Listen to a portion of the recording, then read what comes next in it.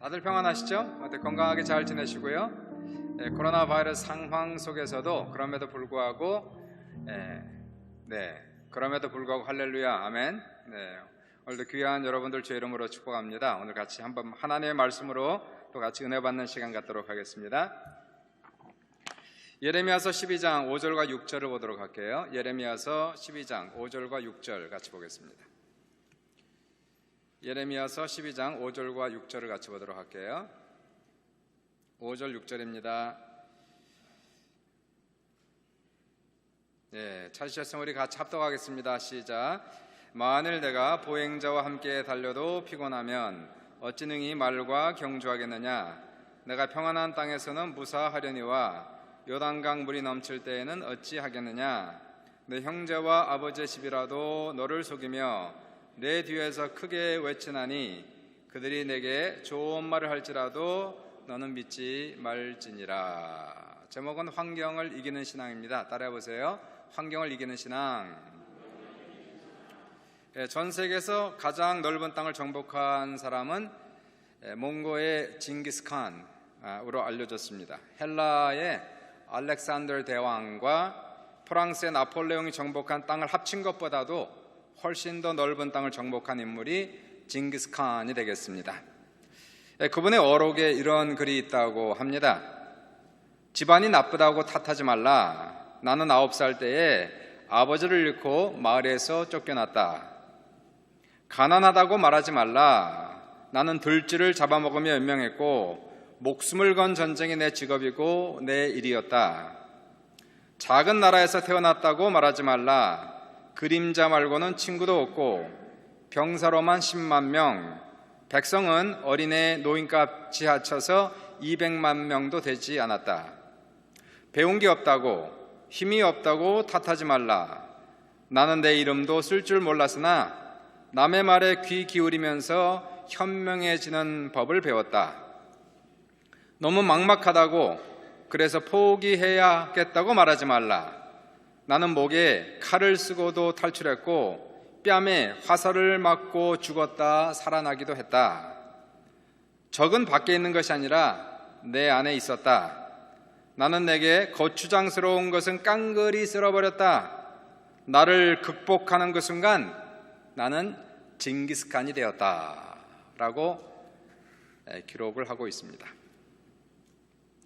오늘 예레미야서를 통해서 환경을 이기는 신앙, 환경을 극복하는 신앙이라는 제목으로 함께 은혜를 나눕니다. 예레미야는 많은 분들에게는 생소한 인물일 수 있지만 예레미야는 구약의 모든 선지자들을 통틀어서 가장 위대한 선지자로 알려져 있는 분입니다. 이분은 어린 나이에 하나님의 부르심을 받아서 선지자가 되어서 40여 년 동안 하나님의 말씀을 줄기차게 전한 분입니다. 이분이 사역했을 당시에 유대나라는 엄청난 정치적 소용돌이 속에 빠져 있었습니다.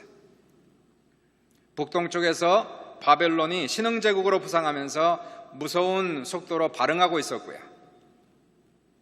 결국 이 바벨론 왕국은 아수르 제국을 무너뜨리고 곧 이어서 유대나라를 3번씩이나 침공을 하게 됩니다. 나중에 바벨론 왕, 느부갓네살 왕, 이 사람이 예루살렘을 3년 동안 포위하죠.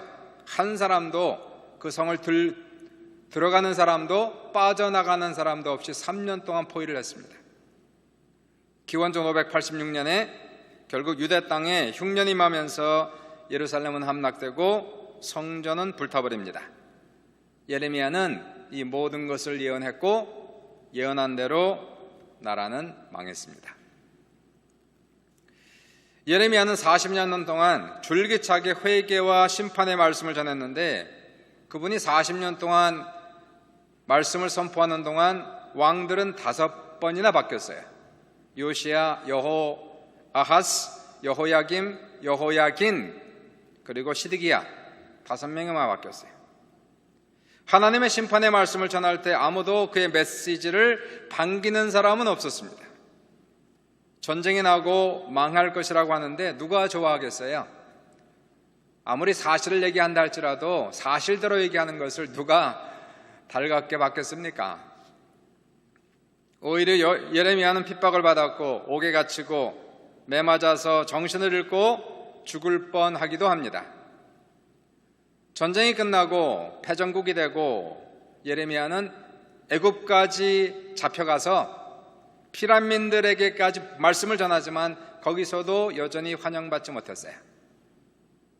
예레미야가 언제 죽었는지 어떻게 죽었는지 아는 사람은 없습니다. 성경도 기록하지 않고 있습니다. 예레미야는 젊어서 하나님의 소명을 받아 40년간을 줄기차게 달려갈 길을 다 마치고 하나님의 가장 위대한 선지자로 인정을 받게 되는데 어떻게 이분은 이러한 혹독한 환경을 이기고 끝까지 자기의 사명을 완수할 수가 있었을까? 첫 번째, 예레미야는 하나님의 부르심에 대한 확신이 있었습니다. 예레미야는 하나님의 부르심에 대한 확신이 있었어요. 1장 1절을 보시면 예레미야서 서론에서 이렇게 소개를 하고 있어요. 베냐민 땅 아나돗의 제사장들 중 hil기야의 아들 예레미야의 말이라. 이 안에는 많은 내용이 들어가 있는 겁니다. 그분의 고향이 어디라고요? 이분의 고향은 베냐민 땅 아나돗이라는 장소예요. 따라해 보세요. 아나돗. 그의 아버지 이름 뭡니까? 제사장 hil기야로 나와 있어요. 예레미야 서론에 그의 배경을 설명해 주는데 이 배경의 중요성을 먼저 아셔야 돼요. 다윗 왕 때에 다윗 왕 밑에서 그 왕과 나라를 섬겼던 두 명의 유명한 제사장이 있었어요. 한 사람의 이름은 사독, 또 다른 사람은 아비아달이라는 두 사람입니다. 다윗이 죽어갈 때에 사독은 누구 편에 서느냐 하면 솔로몬 편에 서게 돼요. 줄을 잘 서야 됩니다. 예나 지금이나 정치권에서는 줄을 잘 서야 되는 거예요. 사독은 솔로몬 편에 서게 되었고 아비아달은 솔로몬을 대적하고 다른 쪽 편에 서게 돼요. 역사적으로 볼 때에 결국은 다윗 왕의 어명으로 말미암아서 솔로몬 왕이 되고, 그리고 솔로몬을 대적한 다른 편에 섰었던 모든 사람들은 반역죄로 전부 사형을 당하게 돼요. 아비아달도 반역죄죠.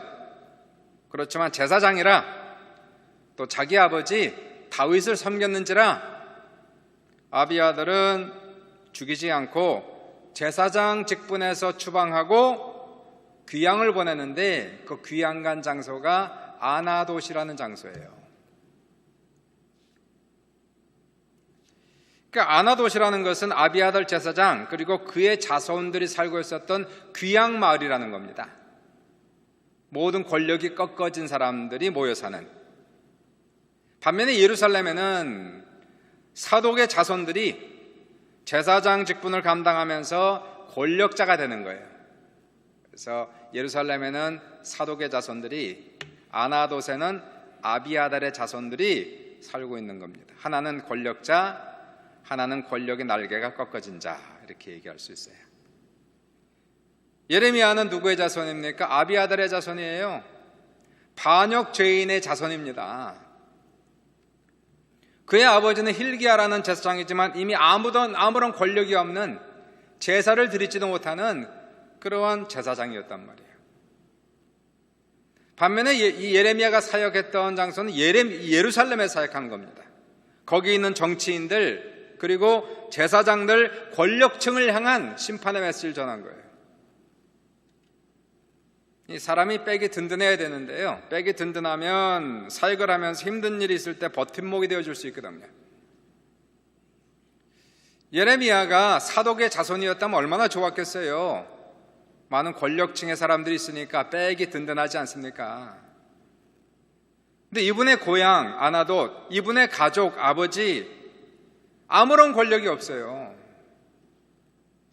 예레미야의 사역을 도와줄 수 있는 사람이 없습니다.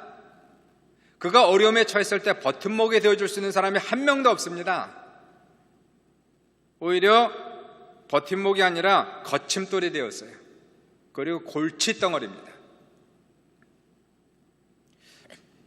이러한 환경에도 불구하고 1장 1절에 이러한 배경, 이러한 가정, 여기에서 선택받은 예레미야, 그럼에도 불구하고 어려운 고비를 다 넘기고 사역을 잘 마칠 수 있었던 이유는 무엇이었을까? 그게 첫 번째예요. 하나님의 부르심에 대한 확신이 있었습니다. 하나님이 부르신 체험이 있었습니다. 기원전 627년이죠. 이분이 부르심을 받았을 때가 기원전 627년.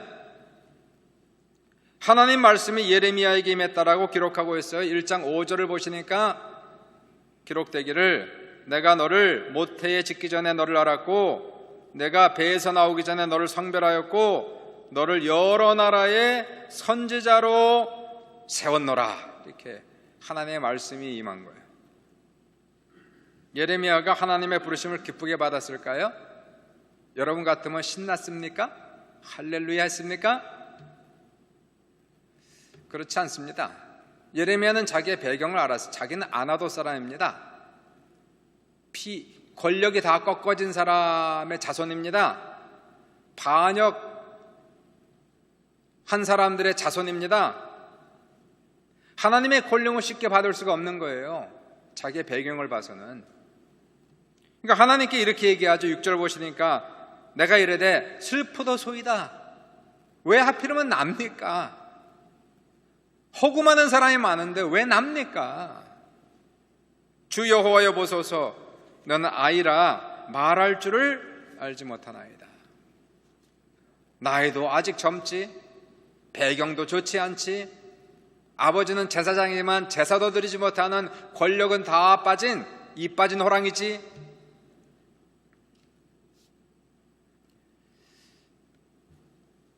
그러니까요, 이 예레미야는 하나님의 콜링과 소명을 쉽게 받지 못해요. 그런데 그런 사람을 하나님이 부르신다는 겁니다.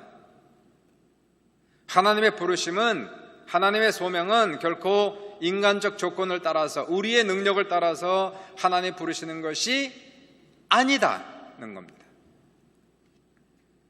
하나님의 부르심을 받은 수많은 사람들을 보십시오. 사람의 조건과 능력을 따라 선택하지 않으셨고 하나님의 무조건적인 은혜와 뜻을 따라 선택하신 성경의 수많은 인물들을 보시라는 거예요. 아들이 없었던 아브라함이 부름받았을 땐 75세 고령의 나이였어요. 그 당시에 75세 무자한 아브라함을 부르셨어요.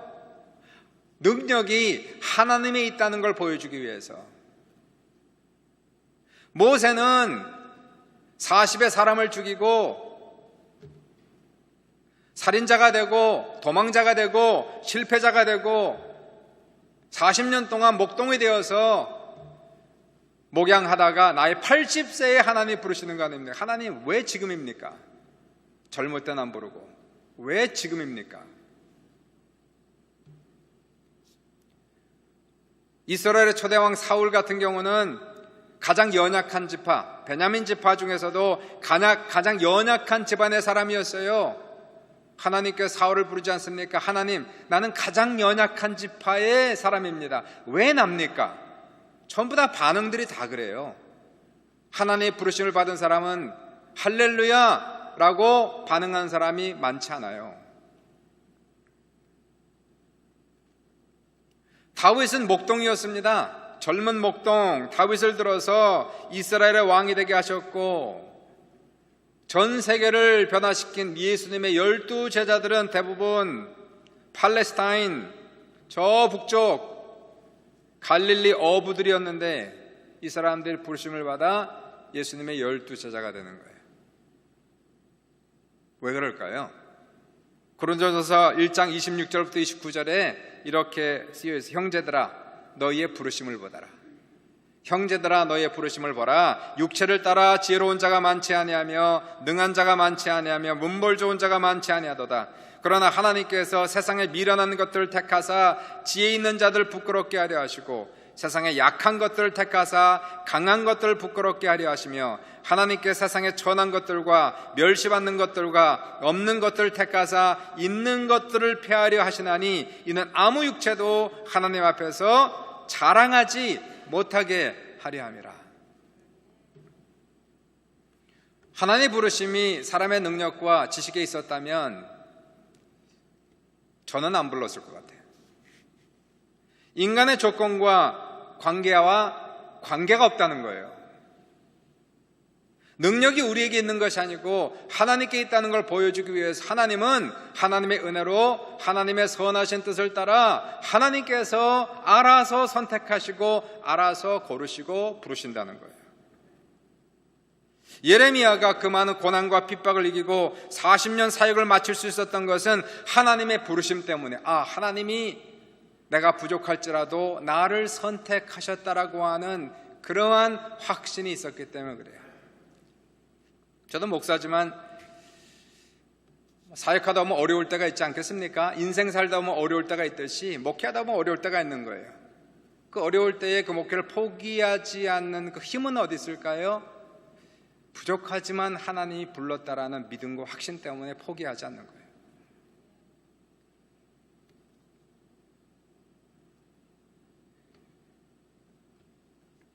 현재 여러분의 상황이 아무리 힘들고 어렵고 포기하고 싶어도 한 가지 확신해야 되는 것은 하나님께서 사랑하는 여러분들을 은혜 가운데 불러주셨다는 거예요. 우리를 지으신 이도 하나님이시고 부르신 이도 하나님이시고 보내신 이시도 하나님이시고 현재 여러분의 자리에 세워주신 분도 하나님이시고 하나님께서 우리에게 요구하시는 것은 무엇일까요? 맡은 자에게 구할 것은 성공이 아니라 뭐라고요? 충성이란 말이에요. 충성. 맡은 자에게 구할 것은 성공이 아니라 충성이라는 거예요. 그냥 있으라고 그러면 있는 거예요. 거기서 죽으라고 그러면 죽는 거예요. 우리가 하나님의 계획을 다 알지만 하나님 왜 납니까? 왜 지금입니까? 어찌 그분의 계획을 다 알 수 있겠어요? 우리가 작은 고난에 흔들려도 그럼에도 불구하고 하나님께서 나를 부르셨다는 그러한 작은 믿음 때문에 우리는 오늘의 상황을 우리는 포기하지 않고 배겨내고 이겨내고 견뎌내고 참아내고 끝까지 가는 거예요. 그러다 보면 주님의 뜻을 알 때가 있겠지. 언젠간 하나님이 길을 열어줄 때가 있겠지.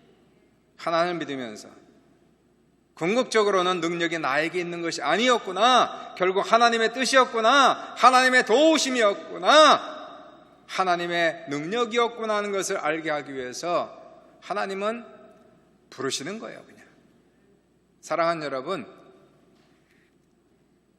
하나님이 여러분을 불러주셨습니다. 그 자리가 어떠한 자리든 관계없어요. 하나님이 요구하시는 것은 큰 성공을 요구하는 게 아니고 그 부르심에 충성하는 여러분 되시기를 주님의 이름으로 축원합니다. 두 번째, 예레미야가 그 모든 고난을 이기고 환경을 이길 수 있었던 신앙. 두 번째입니다. 예레미야는 작은 고난의 훈련을 통하여 큰 고난을 이길 수 있었습니다. 아이들은요, 작은 일에도 무너지고 좌절해요. 그러나 나이가 먹고 성인이 되면 웬만한 일에도 끄떡없습니다. 특별히 옛날 시대를 살았던 고생을 많이 한 시대는 웬만한 일에도 그냥 끄떡없어요. 뭐가 붙은 겁니까? 경험이 쌓이고 연륜이 붙었다, 그렇게 얘기하는 거예요. 일꾼을 뽑을 때에 경력을 보는 이유가 있습니다. 학력은 그 사람의 지능을 보고 IQ를 보지만 경력은 그 사람이 일을 수행하는 능력을 보는 거예요. 작은 경험이 쌓일 때에 그 경험을 바탕으로 큰 일을 할 수 있는 것이 당연하기 때문에 경험을 보는 거예요. 목회도 연륜입니다. 인생도 연륜입니다. 고난도 연륜입니다. 오늘 본문을 보시면 하나님께 예레미야가 투정하는 장면, 투정을 해요. 투정. 하나님, 왜 악한 자들을 평안하게 하시며 그들의 뿌리가 박히고 열매가 맺게 하십니까? 하나님, 왜 악한 자들을 평안하게 하시며 그들을 형통하게 하십니까? 예레미야는 그 악한 사람들 때문에 상처를 받고 잠이 오질 않아요. 잠이 오질 않아요. 그가 말했던 악한 사람은 누군지 아십니까? 예레미야가 투정 부리고 있는, 하나님께 막 얘기하는, 호소하는, 하나님 왜 이 악한 사람들을 주님 징계하지 아니하시고 오히려 잘되게 하십니까? 라고 얘기했던 이 악한 사람들은 예레미야가 믿었던 아나돗 고향 사람들이에요. 그의 친구들이에요. 우리가 12장 읽었잖아요. 11장을 넘어가시면은 피지 마시고 설명만 들으세요. 11장 넘어가시면은 이 아나돗 고향 사람들이 같이 자란 사람들이거든요. 그 고향 사람들 다 같이 태어나고 같이 자라고 같이 죽는 거 아닙니까? 아나돗 고향 사람들이 예레미야를 죽이려고 음모하는 모습이 나와요. 이렇게 얘기합니다. 이 사람들이 작당을 해요. 몇 명이 모였는지 모르겠어요. 작당을 지금 합니다. 한밤중에 모여 작당을 하기를 예레미야를 살아있는 자의 땅에서 끊어서 그의 이름을 다시 기억되지 못하게 하자. 이러한 음모와 작당을 꾸미는 모습이 나와요. 아니 무슨 원한이 있길래 고향 사람들이 아나돗 사람, 아니 지금 예레미야는 누구에게 말씀을 선포했냐면 아나돗 사람의 예루살렘에 있는 정치권, 기득권, 권력층 사람들, 이 사람들에게 말씀을 선포했거든요. 심판에 대해서, 회개에 대해서. 그런데 왜 아나돗 사람들이 예레미야를 죽이려 합니까? 보나마나 뻔해요. 예루살렘 정치인들에게 매수당한 거예요.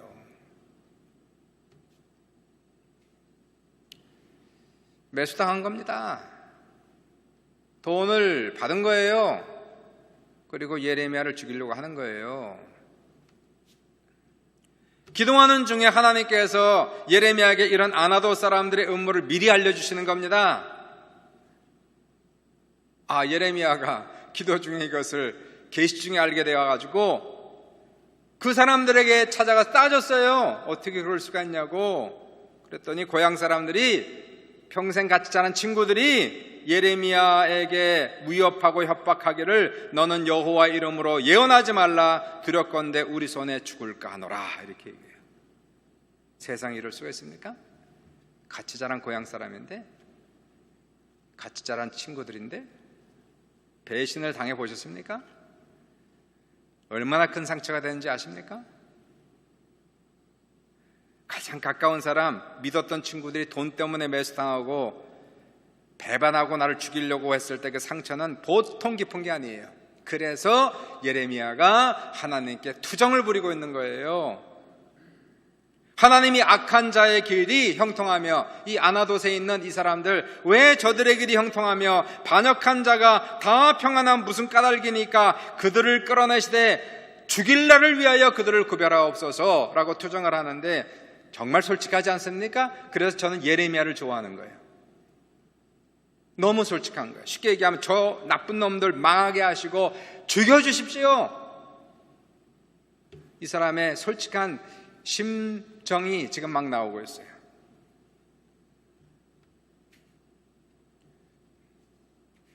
아니 하나님 말씀을 전하고 있는데 말씀을 전하지 말라는 거예요. 그것도 매수를 당해서 친구를 죽이려고 하는 거예요. 이런 일이 있어요. 하나님 죽음에 마땅하지 않습니까? 어떻게 보고만 계십니까? 그러면 하나님께서 예레미야야 조금만 참아라, 위로를 하셔야 되는데 위로는 하지 않고 오늘 본문 말씀이 따끔하게 충고를 하시는 거예요. 그게 오늘 말씀이에요. 5절 한번 보세요. 5절 6절. 이게 지금 하나님이 그 투정하고 있는, 지금 분노하고 있는, 혈기내고 있는 예레미야에게 따끔하게 충고하시기를 5절 6절 보시니까 만일 내가 보행자와 함께 달려도 피곤하면 어찌 능히 말과 경주하겠느냐? 내가 평안한 땅에서는 무사하려니와 요단강 물이 넘칠 때는 어찌하겠느냐? 내 형제와 아버지의 집이라도 너를 속이며 내 뒤에서 크게 외치나니 그들이 내게 좋은 말을 할지라도 너는 믿지 말지니라. 뭔 얘기를 하고 있는 겁니까? 예레미야야, 너 지금 사역 시작한 지 얼마 되지도 않았어. 너 앞으로 당할 고난, 앞으로 내가 당할 고난은 지금 고향 사람들의 배신에 비하면 아무것도 아니야. 이거 가지고 열내지 마. 열받지 마. 이 정도로 그렇게 혈기를 부리고 좌절하면 너 앞으로 당할 고난은 어떻게 하려고 그러냐? 내가 사람과 달려도 피곤하거든 어찌 능히 말과 경주하겠느냐? 평안한 땅에서는 무사하거니와 요단강 물이 넘치면 어떻게 하겠느냐? 고향 사람들과 친구들의 배신으로 그렇게 마음이 상하고 그렇게 열받으면 어찌하겠느냐? 내 형제와 아버지의 집이 너를 속이면, 너의 혈육을 나눈 너의 형제들이 너를 속이면 너는 어찌하려느냐? 라고 하나님이 반문하시고 있는 거예요. 하나님께서 고난을 주시는 이유들이 있어요. 우리를 미워해서 주시는 것이 아니고요. 하나님은 우리를 온실에서 키우는 게 아닙니다. 온실에서 자란 사람은 온실에 있는 것을 걷는 순간에 다 죽는 거예요. 하나님은 이 세상이 온실이 아니지 않습니까? 이 세상은 현실이지 온실이 아니잖아요. 코로나 바이러스가 창궐한 그러한 시대를 살아가는 거 아닙니까? 수많은 배신과 음모와 거짓이 있는 그런 세상을 우리가 살아가면서 이것을 극복하고 우리가 이겨야 되는데 온실에서 자란 사람이 어떻게 이기겠느냐는 얘기예요. 하나님께서 그래서 우리를 사랑하셔서 때를 따라 우리에게 작은 고난을 주시는 것은 그 고난을 통해서 경험하라고, 조금씩 강해지라고, 하나님이 너무나 많은 고난을 한꺼번에 주시면 정신적으로 감당할 수 없으니까 조금씩 주어서 작은 고난을 통하여, 경험을 통하여 나중에 큰 고난도 이길 수 있는 강력한 정신력으로 무장하라, 이걸 얘기하는 거예요. 경험이 너무 중요합니다. 권투에서 중요한 것이 제일 뭘까요? 권투에서 제일 중요한 게 뭘까요? 맞는 연습이 제일 중요한 거예요. 맞는 연습이. 자꾸 맞아야 돼요. 자꾸 맞아야 돼. 맷집을 길러야 되는 거예요. 그래서 웬만한 것에는 그래서 맞아도 아프지 않고 괜찮은 정도, 아예 시원한 정도가 돼야 돼. 시원한 정도. 그래야 링에 올라가면 끄떡없이 싸울 수가 있는 거예요. 경험을 통해서, 때로는 실패를 통해서, 때로는 아픔을 통하여, 때로는 고난을 통하여, 때로는 혼란을 통하여, 그리고 그러한 경험을 통해서 한 번 이기고 두 번 이기면서 배짱도 생기고 배포도 생기고 경험도 생기고 능력도 생기고. 작은 일에 상처받는 사람이 뭔 큰 일을 하겠어요?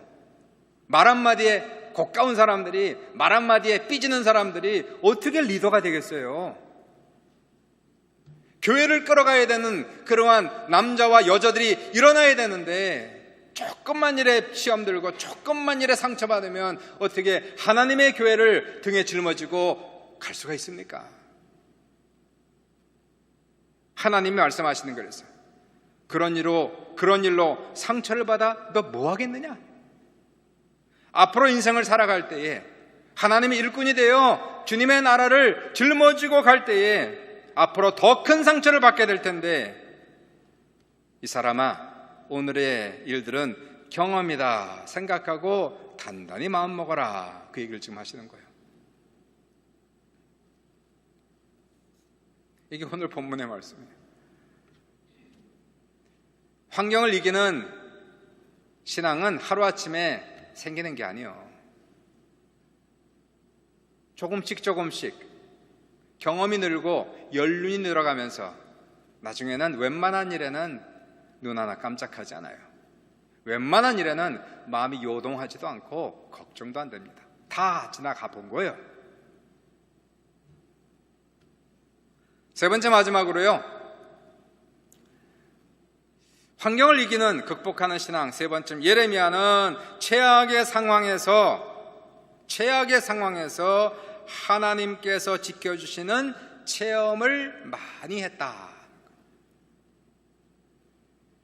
예레미야의 고난은 저의 고난과 비교할 수 없습니다. 여러분의 고난을 다 합쳐도 예레미야의 고난을 따라갈 수가 없어요. 예레미야는 동족을 배반하고 선동했다는 비난과 음해를 받았어요. 억울합니다. 억울해. 보통 억울한 일이 아니에요. 서기관 바룩을 통하여 하나님 말씀을 문서로 다 만들었어요. 다 썼어요. 예레미야서를 다 썼어요. 그런데 여호야김이라는 왕이 예레미야가 쓴 두루마리를 한 장씩 찢어가지고 화롯불에 던져버렸어요. 화롯불에 던져버렸어요. 한 장씩. 예레미야가 두 번째 바룩을 통해서 말씀을 기록하는데 바로 그것이 오늘날 우리가 소장하고 있는 예레미야서가 되는 거예요. 한 번은 고관들이 그를 때리고 뚜껑 씌운 웅덩이에 집어넣었어요. 며칠 동안 캄캄한 웅덩이 속에 갇혀 있었고, 한 번은 감옥들에 있는 구덩이에 그를 던져넣었는데 그 안은 진창이었더라. 물은 없는데 진창이요. 눕지도 못하고 앉지도 못하고 진창입니다. 진흙덩어리였단 말이에요. 그 속에서 몇 날 며칠이 지나고 죽을 뻔하고 기진맥진한 그때에 하나님께 사람을 보내어 극적으로 그를 구덩이에서 건져낸 사건이 일어났어요. 한 번은 하나냐라는 사람이 예레미야를 거짓 선지자라고 비난을 합니다. 예레미야를 대적하고 욕하고 그러던 하나냐가 2달 만에 죽습니다. 이게 다 하나님이 하신 일들이었거든요. 보이는 거예요. 눈에 보이는 거예요. 그 일들이. 나 건들지 말란 얘기지. 하나님이 지켜주신단 말이에요.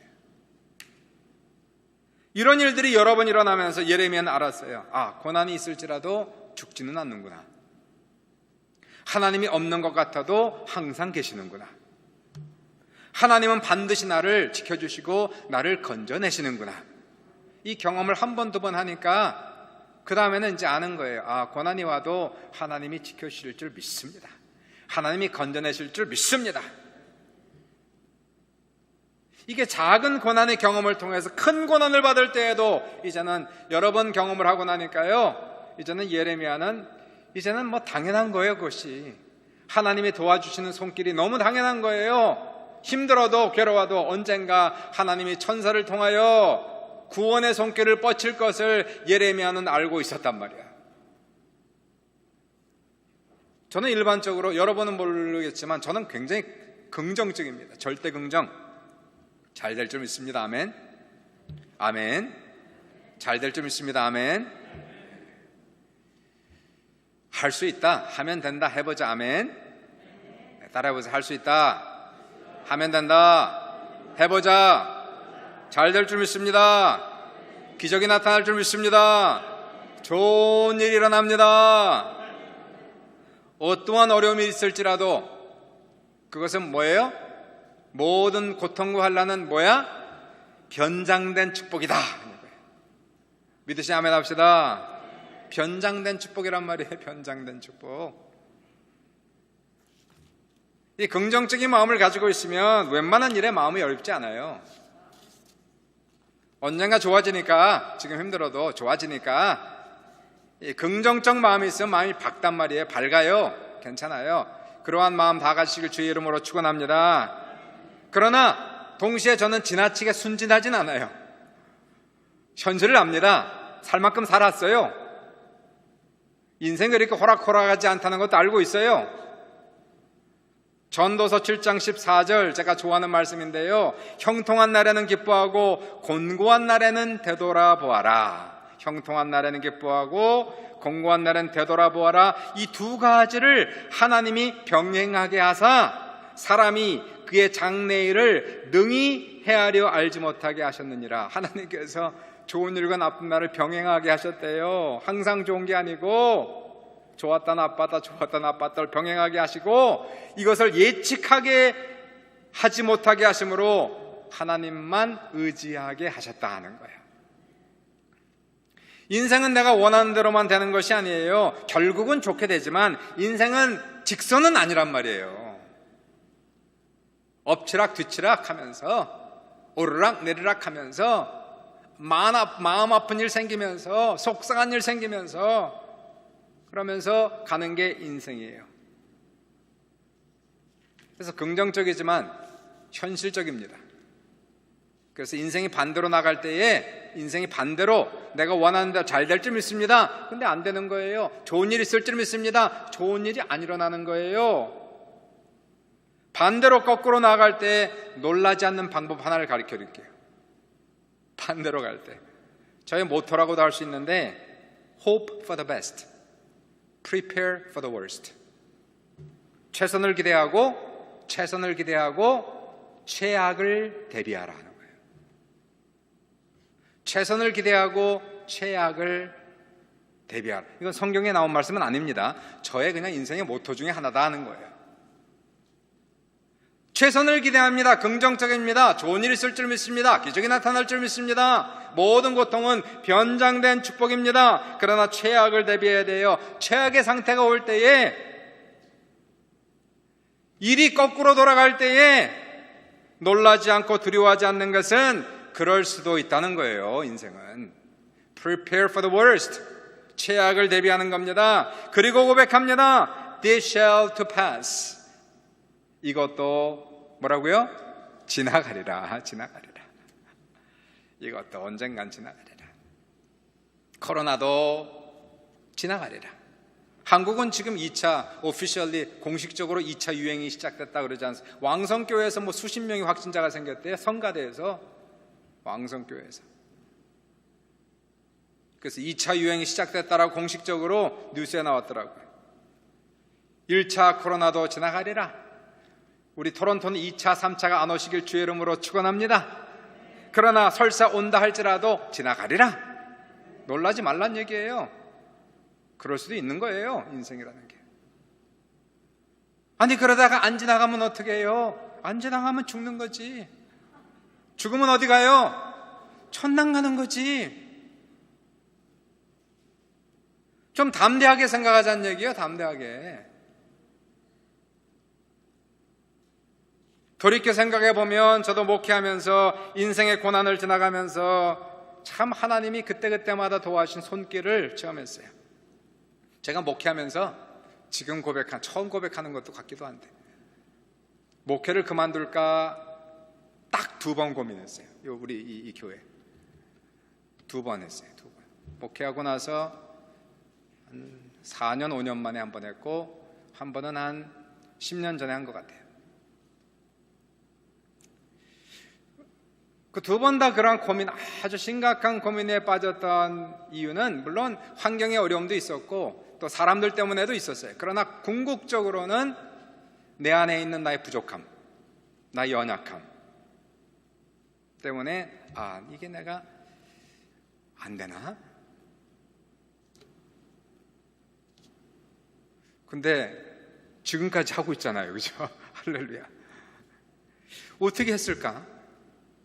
가만히 돌이켜보면은 그 마지막 어려운 순간에 도움의 손길이 꼭 오더라고요. 도움의 손길이 와요. 환경의 도움이든 사람의 도움이든 성령의 감동이든 하나님께서 그 마지막 염려하고 고민하고 포기할까 그만둘까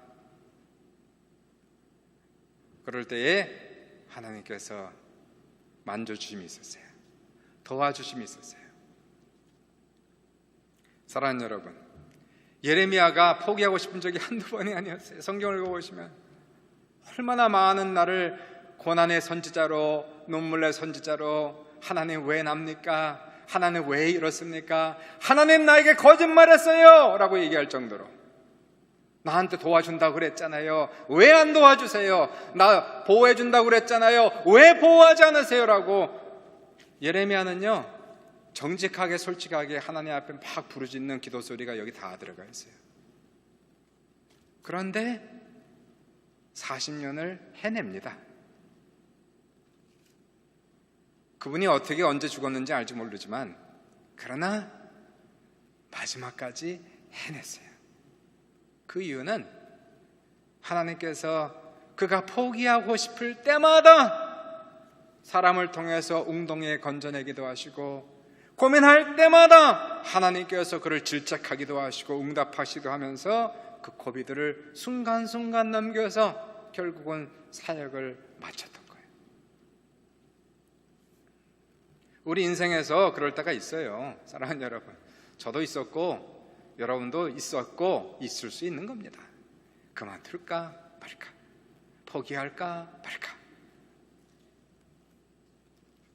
그런데 이 모든 것을 다 이기고 끝까지 마칠 수 있는 그 이유는 가장 최악의 순간에 하나님은 도움의 손길을 보내주신다는 거예요.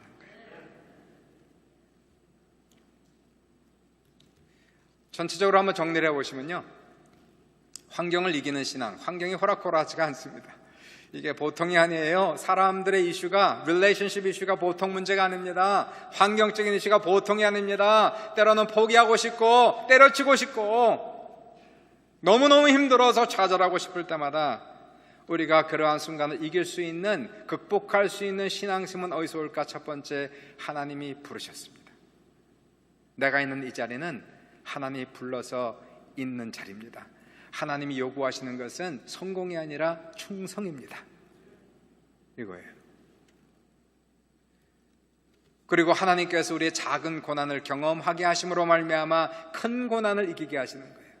그래서 우리가 당하는 이 고난들을 힘들다 생각하지 말고 경험이다. 앞으로 하나님이 나를 더 크게 쓰시기 위하여 더 큰 고난을 감당하라고 나의 심력, 정신력을 기르기 위한 경험이다. 나의 연륜이다. 이렇게 생각하는 거예요. 그리고 마지막, 정말 최악의 상태가 다가왔을 때에, 그때에도 하나님은 극적으로 나를 도와주시는 손길을 체험하는 거예요. 그래서 우리는 나중에는 하나님께 쓰임받을 수 있는 강력한 하나님의 일꾼들로, 리더들로 우리가 세워질 수가 있게 된다는 것입니다. 사랑하는 여러분, 하나님이 여러분을 지극히 사랑하십니다. 위로가 필요한 사람에게 위로를, 격려가 필요한 사람에게 격려를 주지만 때로는 예레미야처럼 충고가 필요할 때는 하나님께서 따끔한 충고를 주시는 거예요. 정신 바짝 차리라고. 지금 상처받을 때가 아니라고. 지금 좌절할 때가 아니라고. 앞으로 할 일이 많은데, 앞으로 하나님께서 맡기실 일들이 많은데 여기에 넘어지면 어떡하냐고. 하나님이 그렇게 말씀하시는 거예요. 사랑하는 여러분, 주님을 사랑하시면 아멘 하십시다. 오늘도 하나님께서 우리를 사랑하셔서 모든 고난을 이기고 극복하게 하시고 하나님의 크신 손길을 체험하는 귀한 모든 성도들 다 될 수 있기를 주님의 이름으로 축원합니다. 합심으로 우리 한번 기도합시다. 이 시간에 우리의 말씀을 기억하시면서 하나님, 힘들고 어려울 때마다 주님의 부르심을 기억하게 하시고 이 고난 속에서도 긍정적인 마음으로 이것을 경험으로 받아들이게 하시고 큰 환난 속에서 하나님의 도우심, 하나님의 만지심을 체험할 수 있도록 주여 도와주옵소서. 나를 강한 사람 만들어 주옵소서. 큰 사람 만들어 주옵소서. 하나님 역사해 주옵소서. 기도하시고 또 하나님의 위로가 필요한 사람의 위로의 손길을, 능력이 필요한 사람의 능력을 주시는 귀한 시간 될 줄 믿습니다. 이 시간에 합심으로 우리 같이 기도합니다. 주여 한번 하시기도 합니다.